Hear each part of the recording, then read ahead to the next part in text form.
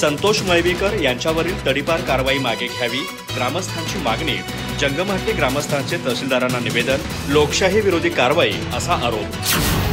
जंगमहट्टी तालुका चंदगड येथील ग्रामस्थ, विविध संस्थांचे पदाधिकारी, सामाजिक कार्यकर्ते आणि विद्यार्थी यांनी तहसीलदार कार्यालयासमोर मोर्चा काढून अॅडव्होकेट संतोष मळवीकर यांच्यावरील तडीपार कारवाई मागे घेण्याची मागणी करणारे निवेदन सादर केले.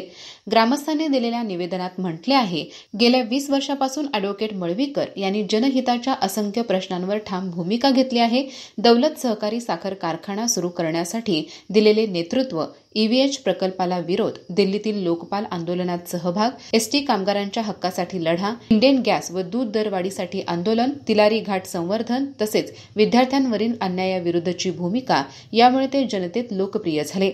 ग्रामस्थांचे म्हणणे आहे की मळवीकरांवर दाखल झालेले गुन्हे हे वैयक्तिक स्वार्थासाठी नसून समाजाच्या न्यायासाठी लढताना घडलेले आहेत.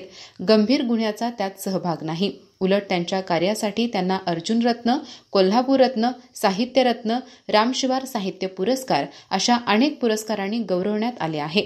ते ग्रामपंचायत नांदवडेचे माजी सरपंच व बार असोसिएशन चंदगडचे माजी अध्यक्ष राहिले असून फेसबुक, यूट्यूब आणि अॅडव्होकेट मळवीकर फाउंडेशन द्वारे सामाजिक कार्य सुरूच आहे.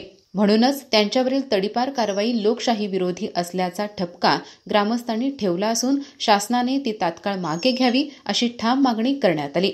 या मोर्चात ब्लॅक पॅन्थर पक्षाचे संस्थापक अध्यक्ष सुभाष देसाई, माजी प्राचार्य आर.आय. पाटील, आर.पी. पाटील, विश्वनाथ ओवळकर, शामराव मुरकुटे, हनुमंत पाटील, अनिल होडगे, जे.जी. पाटील, सुनील नाडगौडा, दयानंद गावडे यांच्यासह ग्रामस्थ मोठ्या संख्येने उपस्थित होते व त्यांनी या मागणीस पाठिंबा दर्शवला.